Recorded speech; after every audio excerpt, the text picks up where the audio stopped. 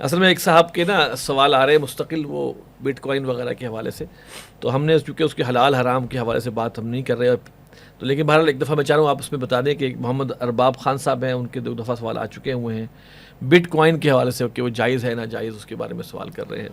بسم اللہ الرحمن الرحیم،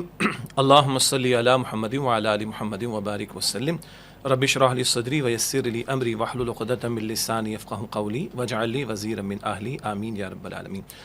آصف صاحب جزاک اللہ خیراً کثیرا، جیسا آپ نے ابتدا میں بھی ارشاد فرمایا اور مستقل ہم اس فورم سے ذکر کرتے ہیں کہ جو فقہی نوعیت کے مسائل ہیں، پھر حلال حرام سے متعلقہ امور ہیں، یہ اصل میدان ہے علماء کرام اور مفتیان کرام کا۔ ہمیں بھی کبھی اس نوعیت کے معاملات پیش آتے تو ہم بھی معروف مکاتب فکر کے علماء کرام سے ہی رہنمائی اور تحریراً بھی حاصل کرتے ہیں۔ اب جہاں تک ہمارے بھائی کا سوال ہے بٹ کوائن کے بارے میں یا کرپٹو کرنسی اس طرح کے امور کے بارے میں، تو بہت سی جگہ جانا ہوتا ہے، تعلیمی اداروں میں بھی اور بزنس کمیونٹی کے لوگوں کے یہاں بھی، تو میں پہلے لائٹر سائڈ پہ پوچھتا ہوں کہ آپ کے پاس اگر زیادہ ہیں تو مجھے بتا دیں، اچھا، اگر زیادہ ہیں تو میں آپ کو بڑی زبردست انویسٹمنٹ بتا دیتا ہوں، اور اس کا ریٹرن وہ ہے جو ساری دنیا مل کے آفر نہیں کر سکتی۔ وہ سورۃ البقرہ کی آیت نمبر 269 میں جو اللہ تعالیٰ فرماتا ہے کہ راہ خدا میں تم دیتے ہو ایک دانہ تو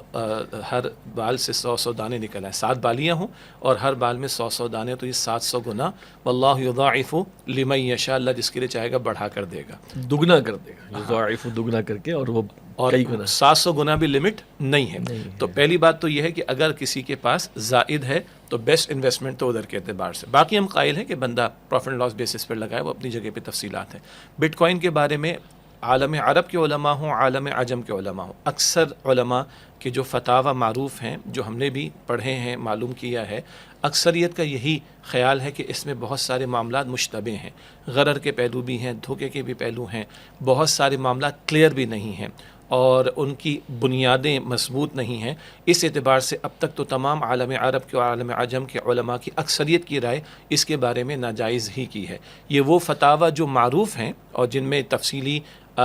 دلائل کے ساتھ اس پر کلام کیا گیا ہے، اس کا حاصل میں نے آپ کے سامنے رکھ دیا۔ پھر بھی ان بھائی کو اگر مزید تسلی چاہیے تو پھر ہم وہ کہیں گے کہ علماء کرام کی طرف رجوع کر کے فقہی مسائل وہاں سے معلوم کیا کریں۔